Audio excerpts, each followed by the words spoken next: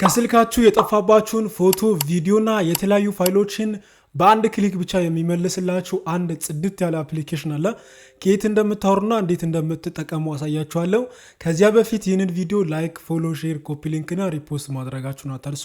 እንደዚህ አይነት ጠቃሚ የሆኑ ቪዲዮዎች እንዲደርሳችሁ ደግሞ እዚች ጋር የፕላስ ምልክቷን በመንካት ቤተሰብ መሆን ትችላላችሁ። ይህንን አፕሊኬሽን እንዴት እንደምትጠቀሙና ከየት እንደምታወርዱ ላሳያችሁ። ወደ ቪዲዮ አፕሊኬሽኑን ስትከፍቱ እንደዚህ ያመጣላችኋል። እዚህ ጋር አንዳንድ ፐርሚሽኖችን አለው በማለት ትፈቅዱና ትገባላችሁ።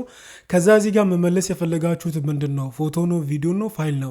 ከነዚህ ውስጥ አንዱን ትመርጣላችሁ። እኔ ፎቶ ሚሊዮን በመንካት ፎቶችን መመለስ ፈልጋለሁ። ከዛ እዚህ ጋር ስካን ሚሊዮን ስነካ እዚህ ጋር በምታዩት መንገድ የድሮ ፎቶችን ጭምር እዚህ ጋር እየመለሰልኝ ነው።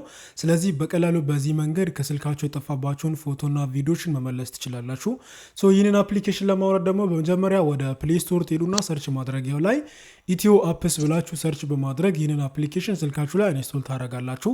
ከዛ በመቀጠል ይህንን ከከፈታችሁ በኋላ እንደዚህ ሲያመጣላችሁ እዚህ ሰርች ማድረጊያው ላይ RSS ብላችሁ ሰርች ታደርጋላችሁ።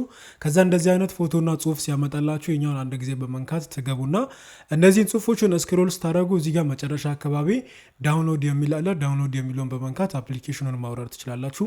ቪዲዮ ከጠቀማችሁ ላይክ፣ ፎሎ፣ ሼር፣ ኮፒ ሊንክ፣ ሪፖስት ማድረግ እንዳይረሳ። መልካም